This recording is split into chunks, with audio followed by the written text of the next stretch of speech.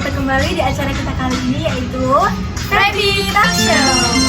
Tema kita kali ini yaitu mengingat sejarah Pancasila di era milenial. Oke, host kita kali ini yaitu saya sendiri dan teman saya. Perkenalkan, nama saya Priya Mauliana Akila Maharani. Teman saya Fidelia Nisrina. Saya di sini dan teman saya Patricia ini akan menanya-nanyakan, ngobrol-ngobrol bareng tentang sejarah Pancasila seperti apa di kehidupan era milenial saat ini. Apakah kita bisa flashback kembali atau mengingat-ingat kembali seperti itu ya? Kamu ingat gak sih sejarah Pancasila diajarin kelas berapa waktu SD ya? Waktu SD aku udah lupa banget sumpah. Ya aku udah lupa. Sekarang udah gak mikirin kayak gitu. Ya ampun, sekarang udah enak ada HP, tinggal mencet-mencet doang, gak usah inget-inget. Iya, ya, tinggal searching aja kan di Google banyak. Iya kayak gitu. Mending kita flashback lagi waktu SD kita itu kayak gimana. Mending langsung saja kita hadirkan narasumber kita yang hebat-hebat, yang punya pemikiran luar biasa, yaitu kita panggilkan sekarang narasumber kita yaitu Adel, ada Dwi, dan ada Erin. Hai. Ini dari mana aja ini? Dari mana aja rumahnya? Dari rumah. Tapi aja ya.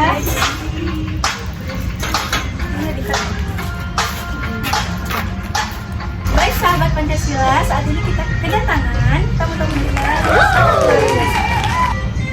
Perkenalkan ayah dong, perkenalkan namanya satu-satu dari Mbak Adel.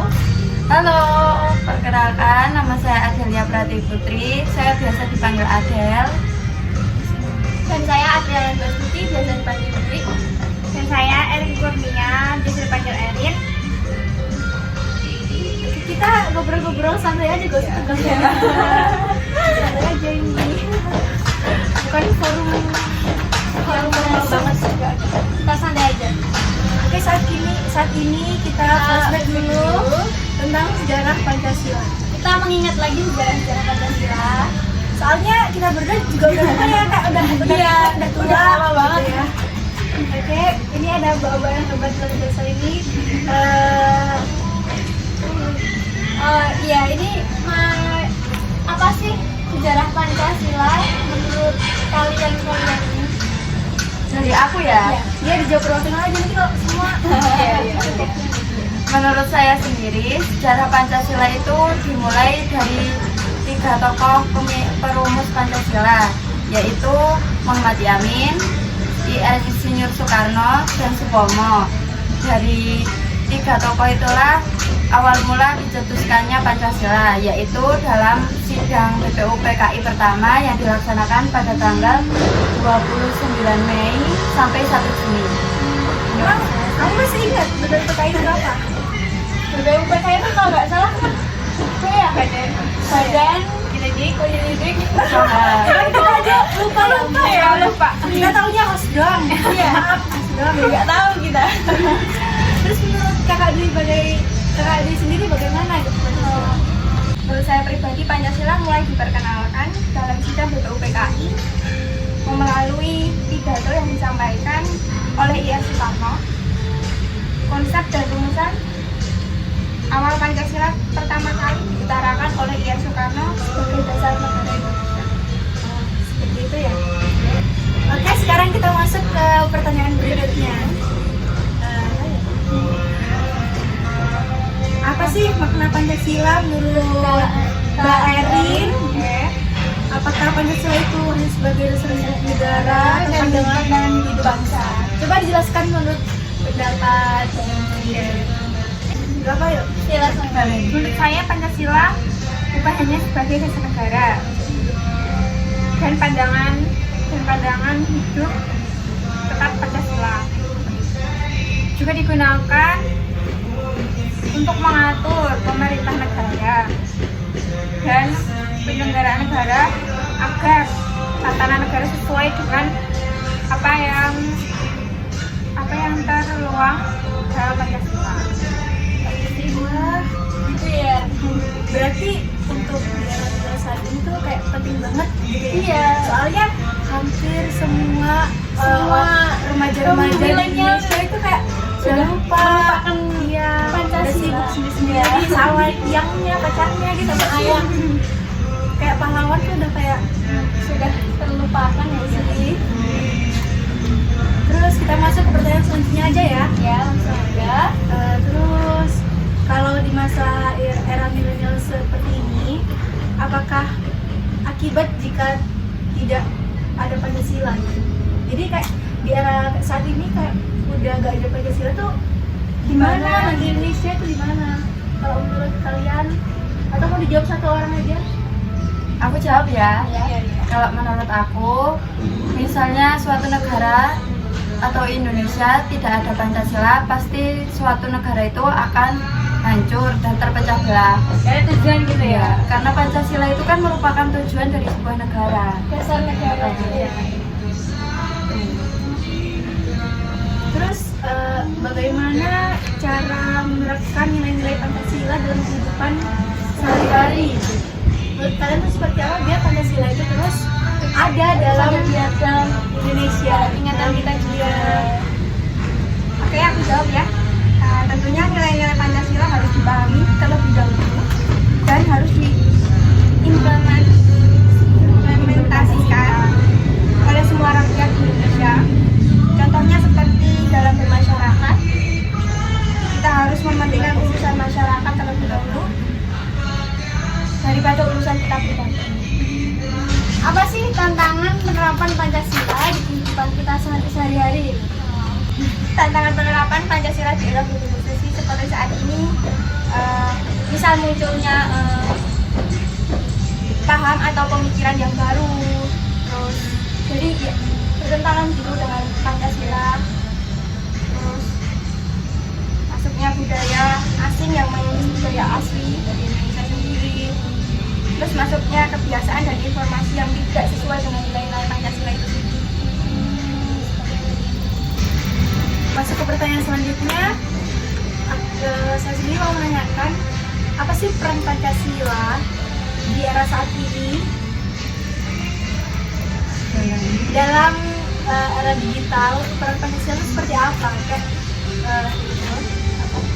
Menurut saya, karena Pancasila itu dapat membangun karakter positif dalam berperilaku media sosial dengan memanfaatkan nilai Pancasila dengan kemajuan teknologi sendiri. Jadi teknologi itu nggak selalu negatif ya? Ya, kan kita tergantung kita memanfaatkannya. Bisa kayak searching kayak gitu. Kita kan selalu searching ya, gambar mbak sejarah kan? Searching. Terus aku mau tanya nih, apakah globalisasi dapat mengancam eksistensi Pancasila itu sendiri? Ya, jawab ya. Iya. Ya, karena apa? Kenapa bisa jawab? Karena globalisasi bisa saja mengancam eksistensi Pancasila sebagai dasar negara Indonesia dan pedoman hidup dalam bermasyarakat, berbangsa dan bernegara. Bagaimana sih bentuk cinta kita terhadap Pancasila dan untuk generasi milenial? Soalnya kita tuh udah gak cinta ya. Buat penerapan kita saya cinta lagi. Diterapin aja di kehidupan kita sehari-hari. Ya, seperti apa? Kayak toleransi beragama, saling menghormati satu sama lain, Nggak ngerasa. Banyak ya sebenarnya, cuma panjang ya kalau dibahas. Oke, masuk ke pertanyaan yang terakhir. Jadi bagaimana cara kita sebagai generasi muda agar generasi berikutnya itu tidak melupakan sejarah Pancasila gitu, biar tetap ingat kayak harus selalu besok-besok. Aku jawab ya nih. Oke, jadi kita bisa menerapkan di lembaga pendidikan dan kita bisa mensosialisasikan kayak di sekolah-sekolah gitu ya, tentang pentingnya sejarah Pancasila agar kayak murid-murid bisa ingat ya, juga biar bisa mempunyai wawasan ya lebih tentang Pancasila, karena Pancasila itu kan juga penting bagi kehidupan bernegara dan berbangsa. Soalnya kan nanti kan pasti generasi kita akan meneruskan Indonesia ya kan, siapa lagi kalau bukan kita dan generasi berikutnya ini kayak udah punya wawasan, jadi kita kayak bisa tahu belajar dikit-dikit gitu ya dari mereka ini. Oke, ada pesan-pesan nggak sih buat Pemirsa di rumah? pemirsa juga? Supaya bisa terus mengingat pesan-pesan dari kalian sebelum penutupan. Kalau dari aku ya, buat teman-teman semua, jangan pernah lupain Pancasila, karena Pancasila itu sangat berpengaruh dan sangat penting buat kehidupan kita di masa kini dan yang akan datang. Kalau aku sih itu. Kalau dari Tentang air sih ya, mimpi ya. Karena kan apa ya?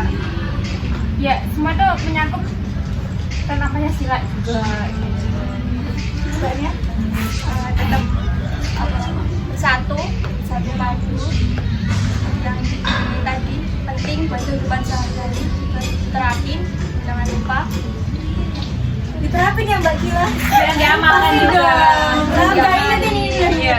Jangan ingat pacarnya, jangan ingat pacarnya doang dong. Enggak. Gimana sih? Udah. Oke. Sampai di sini dulu pertemuan kita di acara Family Talk Show ini. Jadi itu tadi sedikit pembahasan kita tentang sejarah Pancasila. Sebelumnya terima kasih dahulu kepada narasumber kita yang sudah datang. Ya jauh-jauh.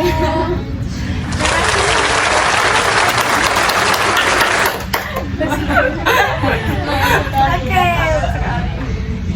Dadah, sampai jumpa lagi.